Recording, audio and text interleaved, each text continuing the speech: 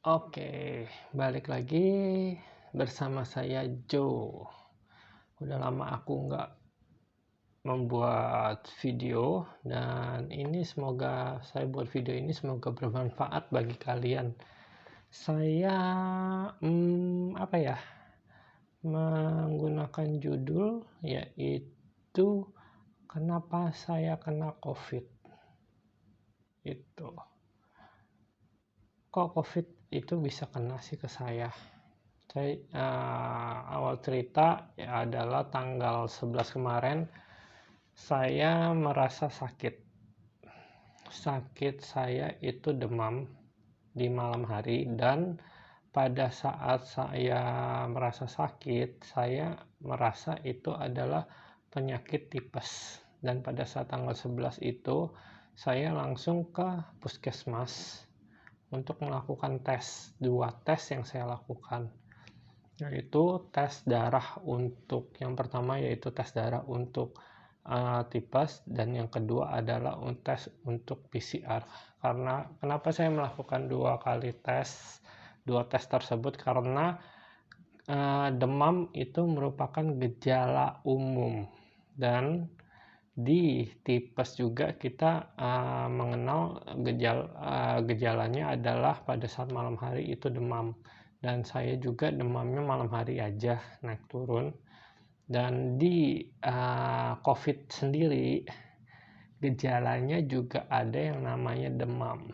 Nah, kita kan sebagai orang awam nggak tahu demamnya COVID itu seperti apa, ukuran suhunya seperti apa di tubuh kita. Ya udah, pada saat itu tanggal 11 saya melakukan 2 tes itu. Tes yang keluar pertama adalah tes darah. Tes darah saya benar-benar positif. Itu sesuai dengan dugaan saya. Itu karena saya sudah pernah berapa kali positif tipes, dan ya saya udah tahu lah penyakit tipes itu seperti apa. Makanya itu tes pertama kali keluar itu saya positif tipes, itu dia. Dan yang kedua tes PCR-nya itu aku diinformasikan kalau nggak salah itu tanggal 16 atau tanggal 17 deh, itu antara 2 rentang waktu itu aku diinformasikan via WA dari Puskesmas Duri, karena saya di Kecamatan Tambora, Puskesmas Kecamatan Tambora, PCR-nya, tapi diinformasikan oleh Puskesmas Duri karena itu tracing per wilayah terdekat dengan rumah kita. Ya udah, pada saat itu waktu saya dinyatakan positif, saya tanya sama dokter, tim medis nakesnya, tenaga kesehatan COVID-nya, saya nanya, ada gak hasilnya gitu, karena takutnya ada permainan data oleh pihak-pihak tertentu. Itu karena kita kan sendiri juga nggak tahu kan yang akan menghubungi kita siapa, yang akan WA kita siapa, kita juga nggak akan tahu gitu loh. Itu bener nggak petugas kesehatan COVID-nya yang menghubungi kita atau enggak. Dari sana saya mencari tahu sendiri.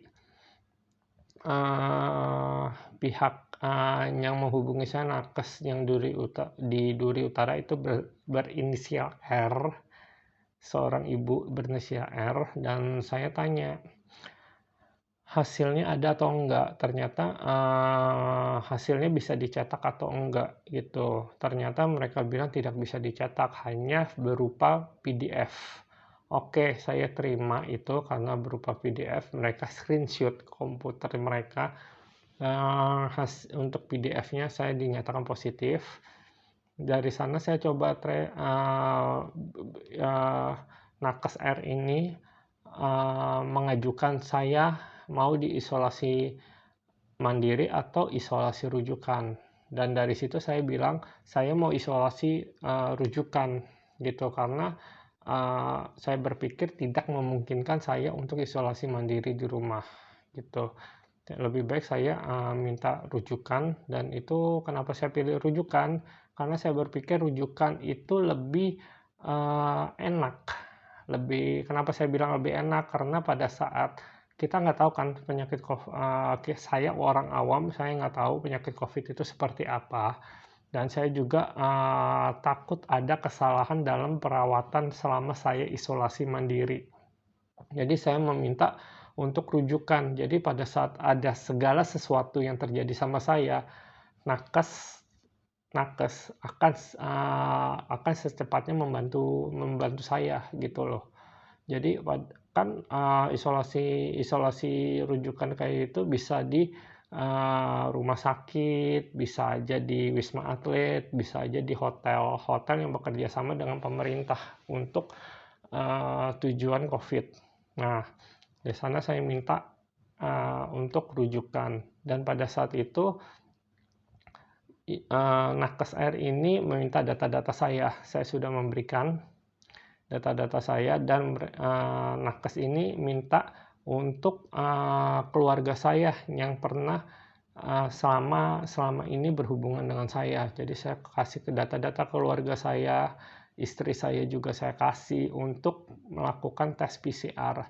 Dan puji Tuhan, hasil tes PCR mereka yang dilakukan tanggal 17 pada hari itu juga tanggal 19-nya aku diinformasikan di pagi hari, mereka ayah saya, ibu saya, kakak saya, keponakan sama istri saya itu negatif itu. Dan tinggal pihak dari keluarga istri yang masih belum dapat informasi dari nakesnya positif atau tidaknya. Dan dari sana saya udah koordinasi dengan nakes R ini, dan ternyata dari nakes R ini bilang untuk peraturan dari Puskesmas Duri Utara itu jika pasien OTG jika sudah 7 hari dari pengambilan swab itu tidak bisa untuk dilakukan rujukan. Saya juga nggak tahu itu kenapa, dan emang itu peraturan waktu saya datang ke sana tanggal 18-nya saya komplain karena Ibu R ini tidak kooperatif gitu. Saya bilang tidak kooperatif karena kenapa? Dia sudah minta data dan ternyata dia mengatakan akan berusaha, dan ternyata buntut-buntutnya pada tanggal 17 sorenya dia bilang tidak bisa, dan pada saat itu sorenya saya telepon nakes air ini nggak diangkat, via WA saya telepon juga nggak diangkat, dan nomor WA saya diblokir. Jujur WA saya diblokir, dan saya telepon pada saat itu sore hari juga dengan telepon biasa juga tidak diangkat, tapi dia tidak berbicara satu kata pun. Tuh, makanya dari itu tanggal 18 paginya saya langsung ke Puskesmas Duri. Puskesmas Duri saya komplain. Saya tanya, bener gak ada nakes air ini? Mereka bilang ada gitu, dan saya komplain. Saya melakukan komplain, saya mengajukan komplain tentang apa yang dilakukan nakes air ini. Jadi dia minta data aku, dan tidak ada hasilnya, dan tidak ada rujukan dan segala macam, dengan alasan ya peraturannya seperti Puskesmas peraturannya seperti itu. Ya udah, saya emang terima jika peraturannya seperti itu, akan tetapi kooperatif lah. Saya pasien, saya butuh jawaban dan solusi karena saya baru pertama kali terkena COVID gitu loh. COVID itu bagi saya itu merupakan sesuatu yang tanda petik. Karena kenapa? Tanda petiknya kenapa? Karena gejala COVID itu hampir sama dengan gejala penyakit biasa gitu loh. Di COVID ada demam, ada batuk, ada pilek, ada hilang penciuman, hilang perasa, dan di penyakit biasa juga itu sering kita alami gitu loh, kayak demam, batuk, pilek, Habis itu kalau benar-benar kita drop, kadang-kadang indera penciuman kita juga hilang. Sebelum ada COVID ya, kadang-kadang kalau kita drop juga indera perasa kita hilang juga. Apa yang dirasakan itu pahit juga.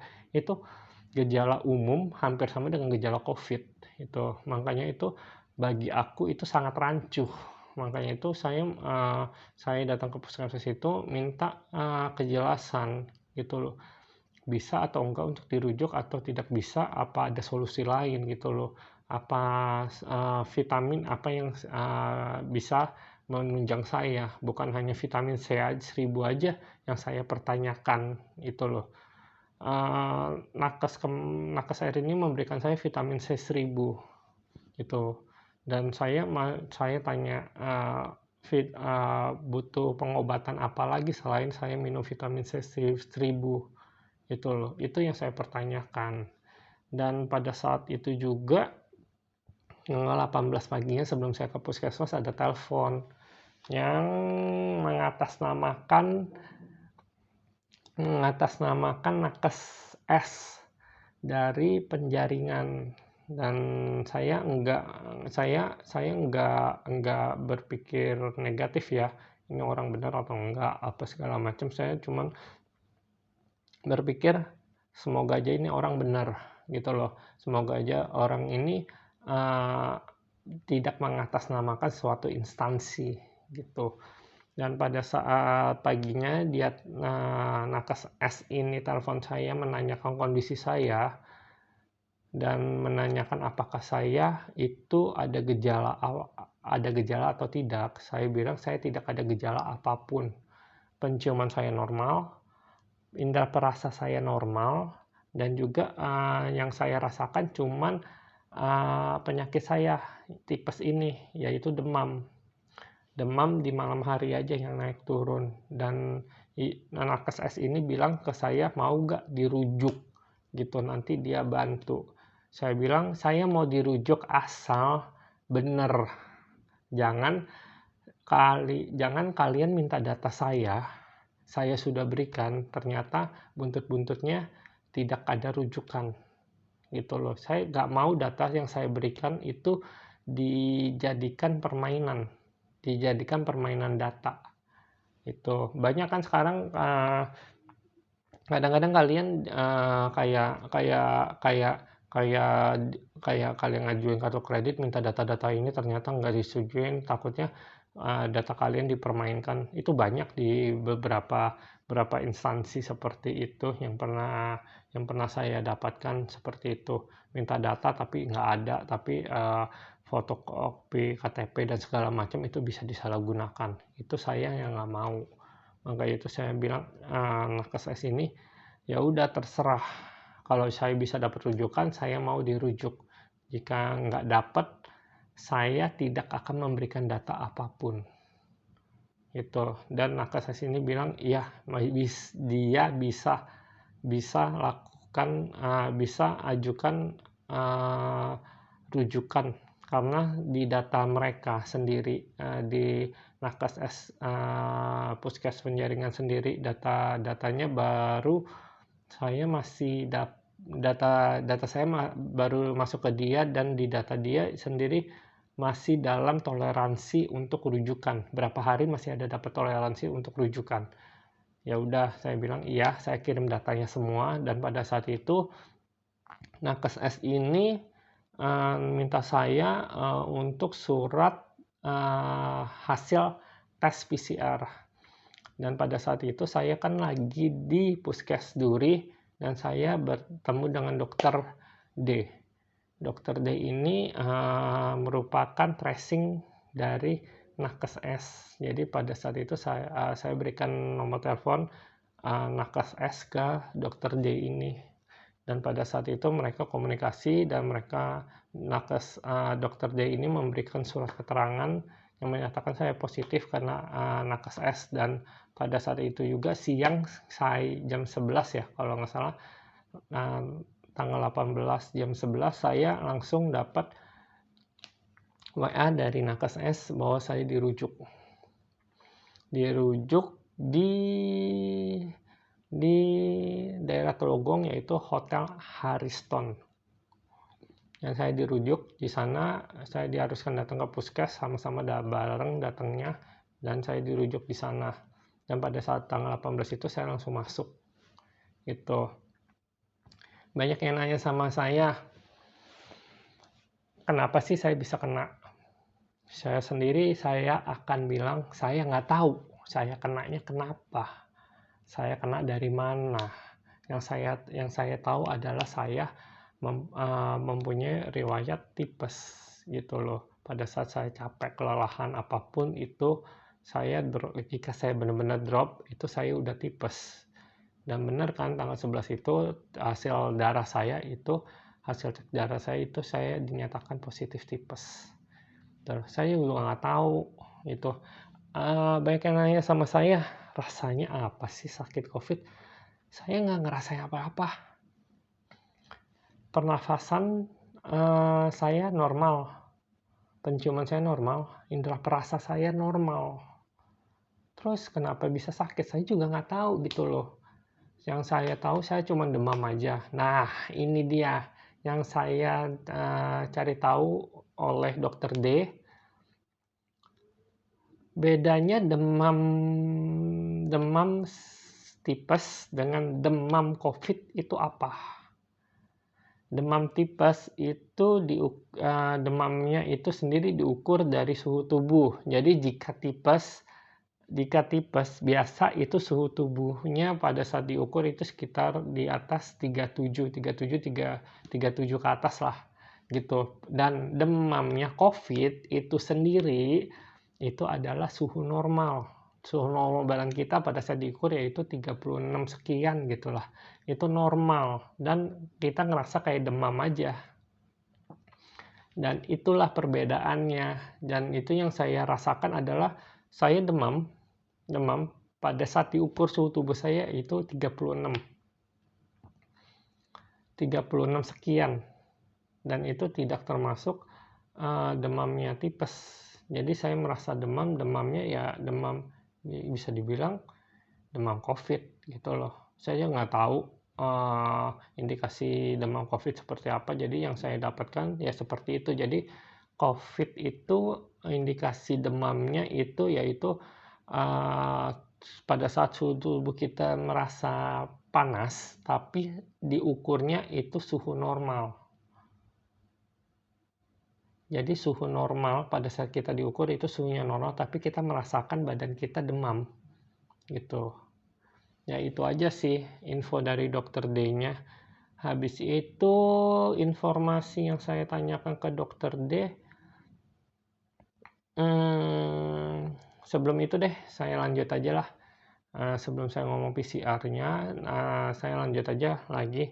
Dan pada saat tanggal 18 itu saya langsung dapat isolasi di Hotel Ariston.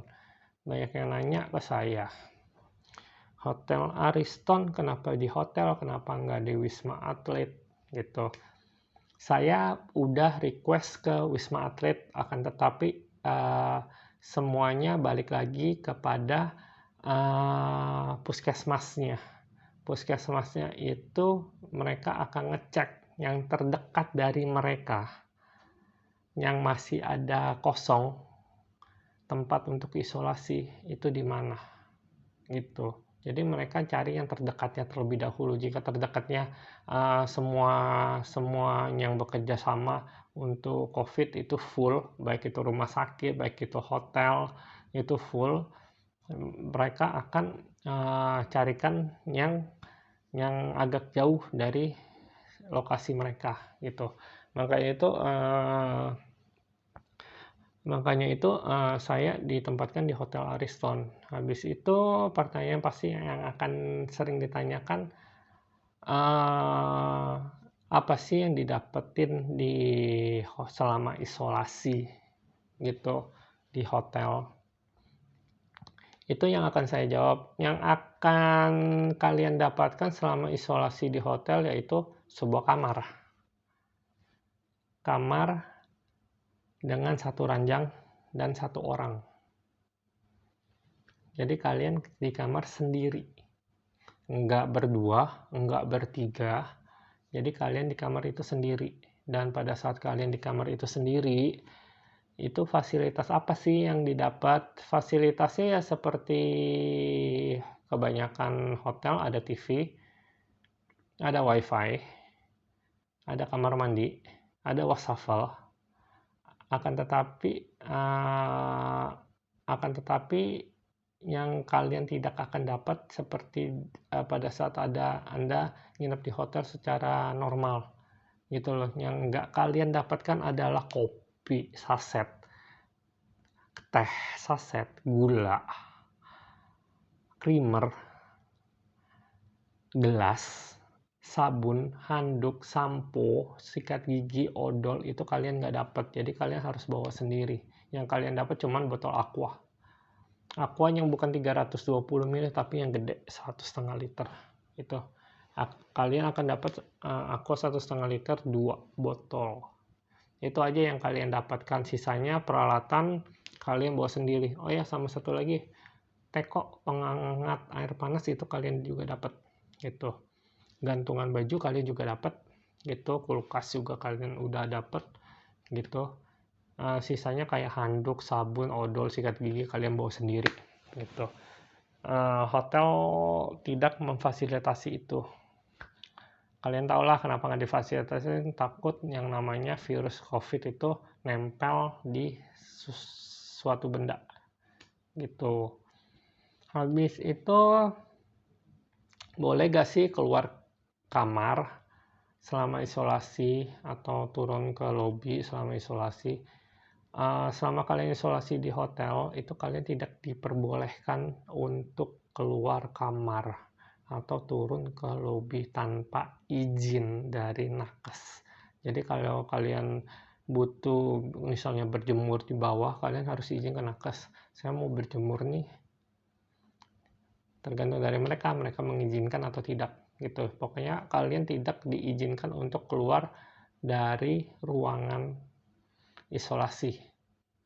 Kalian cuman bisa ngambil makanan di depan pintu aja. Jadi makan pagi, siang, dan malam itu diantar di depan pintu. Jadi di depan pintu itu ada meja kecil itu untuk para nakes tersebut mengantar membawa makanan dan taruh di meja kecil tersebut gitu.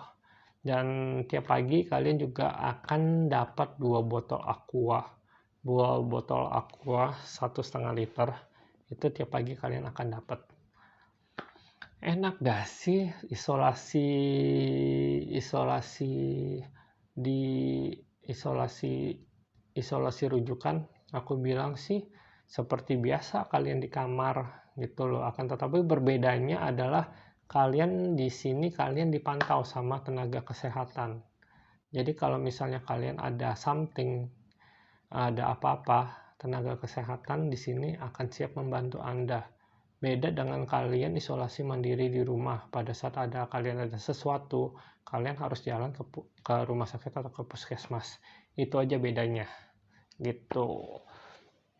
Dan apalagi ya? Apa sih? COVID itu banyak yang nanya gini loh. Habis selesai isolasi, berapa lama sih selesai isolasi? Kalau untuk OTG itu selesai masa isolasi itu adalah 10 hari dari pengambilan sampel, dari pengambilan swab. Jadi misalnya Anda swab, kayak saya swab tanggal 11, jadi 10 hari yaitu tanggal 21 gitu. Bebas, masa isolasinya adalah 10 hari. Setelah 10 hari kalian nggak ada gejala apapun, kalian nggak demam, kalian nggak batuk, kalian nggak pilek, indera perasa kalian nggak hilang, indera penciuman kalian nggak hilang, itu kalian dinyatakan sembuh. Kalian dinyatakan sembuh walaupun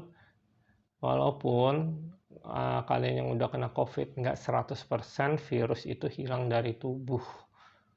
Itu nggak 100% hilang dari tubuh, akan tetapi karena imunnya udah kembali normal, udah kembali sehat, itu tidak akan membuat kita drop. Akan tetapi virus itu tidak akan hilang dari tubuh. Itu yang saya dapatkan sih dari Satgas COVID itu. Jadi orang yang sudah kena itu tidak 100% virus itu akan hilang dari tubuh. Dan banyak yang nanya juga, habis selesai isolasi perlu gak sih PCR untuk kedua kali? Ini yang saya pertanyakan pada saat saya pertama kali kena COVID, dan saya nanya ke dokter D di Puskesmas Duri, dan saya sempat juga menghubungin Satgas COVID juga. Saya juga sempat menghubungi Satgas COVID juga. Mereka bilang nggak perlu untuk PCR kedua kali. Karena kenapa nggak perlu PCR kedua kali? Karena pada saat kalian sudah merasa sehat, tidak ada apa-apa, kalian normal seperti biasa, kalian itu sudah dinyatakan sembuh. Itu. Tapi stigma masyarakat kan ya gitulah, kalian diharuskan untuk PCR kedua kali untuk meyakinkan kalian positif atau negatif gitu. Ya seperti yang dokter itu bilang, Satgas itu bilang, virus itu nggak akan hilang dari tubuh kita. Virus itu tidak akan, walaupun kita udah sembuh, virus itu tidak akan hilang dari tubuh. Kenapa ada beberapa kasus orang udah nggak ada gejala, udah normal, udah sehat, tapi pada saat PCR itu positif? Ya itu dia, karena itu dia protein COVID-nya itu sendiri nggak akan hilang dari tubuh kita. Itu dia. Ya emang itu benar sih kata satgasnya, dan beberapa dokter yang udah pernah kena COVID, yang udah kena COVID itu pernah saya tanyakan, ya mereka akan bilang seperti itu. Dari peraturan Satgas emang tidak diharuskan untuk PCR kedua kali. Itu karena itu dia, protein COVID-nya sendiri, virus COVID-nya sendiri akan masih ada di tubuh kita. Itu akan hilangnya lama. Gitu. Habis itu vitamin, obat yang aku konsumsi hanya vitamin C1000 sama obat penurun panas aku yang untuk tipes, itu aja. Gitu. Itu aja sih yang aku bilang. Jadi kalian yang kena COVID jangan berkecil hati lah, jangan berpikiran negatif. Oh, COVID itu berbahaya dan segala macam. COVID itu berbahaya jika itu sudah parah. Tapi ya, COVID itu berbahaya jika itu sudah parah. Itu loh. Selama kalian masih gejala ringan atau gejala biasa, itu kalian nggak usah berpikiran, oh COVID itu bakal buat saya ini gini lah. Kalian jangan berpikiran seperti itu, berpikiran positif aja lah, bahwa COVID itu seperti penyakit biasa. Kalian coba baca deh, scratch di internet, gejala COVID itu apa. Yang saya baca sih gejala COVID itu sama seperti penyakit biasa, akan tetapi proses deteksi COVID-nya sendiri itu baru kedeteksi jika kita melakukan PCR. Itu swab antigen apa rapid test itu akurat atau enggak? Saya bilang dari awal swab rapid test yang diambil darahnya dari ujung jari kita, dan swab antigen sama-sama di swab, ngambil lendir dari hidung dan mulut, dan pakainya itu alat hampir sama dengan rapid test, itu nggak akurat gitu loh. Keakuratannya itu kecil gitu, nggak seakurat kalian melakukan PCR. PCR itu sangat dianjurkan bagi kalian yang merasa demam, merasa ada pilek, batuk, dan penciuman Anda hilang, perasa Anda hilang, itu Anda wajib untuk tes PCR. Jangan tes antigen atau rapid test, itu nggak akurat. Itu dia. Saran aku sih bagi kalian yang sudah kena COVID, berpikirlah positif bahwa kalian itu akan sembuh. Gitu. Jangan berpikiran negatif. Kalau semakin kalian berpikiran negatif, pikiran akan merusak segala sesuatu yang ada di tubuh kita. Jadi penyakit itu timbul dari pikiran. Penyakit itu akan timbul dari pikiran. Jika pikiran kita stres atau apapun segala macam, itu kita dapat membawa penyakit pada diri kita sendiri. Itu. Dan pada saat kalian sakit, itu lebih baik kalian kena COVID dan positif, lebih baik saya sarankan bagi kalian itu untuk minta rujukan untuk isolasi. Itu lebih baik. Kenapa saya bilang lebih baik? Itu karena yaitu seperti di awal saya bilang, kalian akan dapat penjagaan atau perawatan itu 24 jam. Pada saat kalian ada terjadi sesuatu, kalian tinggal telepon satgasnya, dan satgasnya itu akan langsung ke kamar kalian gitu. Saya di sini aja di Hotel Ariston aja itu ada grup pasien COVID loh, gitu. Jadi di sana kita bisa minta, jika ada sesuatu kita bisa calling via WA atau calling langsung satgasnya. Tuh. Saran aku sih itu yang pertama, yaitu tindakan akan lebih cepat. Kalau kalian isolasi rujukan, itu tindakan akan lebih cepat. Yang kedua adalah untuk keamanan keluarga kalian, gitu. Walaupun kalian banyak ruangan, banyak rumah yang bisa untuk Anda isolasi, tapi lebih baik adalah kalian isolasi rujukan. Yaitu dia kan, yang pertama adalah kalian bisa dapat penanganan cepat, dan yang kedua adalah itu lebih aman dari keluarga kalian gitu. Jadi kalian, walaupun kalian di rumah di kamar sendiri, belum tentu kalian akan betah di dalam di kamar selamanya. Pasti kalian akan turun, akan naik, misalnya akan keluar kamar, makan apa segala macam. Ya itu aku nggak sarankan. Lebih baik kalian mintalah isolasi rujukan, itu lebih baik. Yang terakhir adalah yaitu dia banyak minum vitamin C 1000 dan vitamin yang lainnya. Vitamin apa aja sih yang dibutuhkan untuk pasien COVID?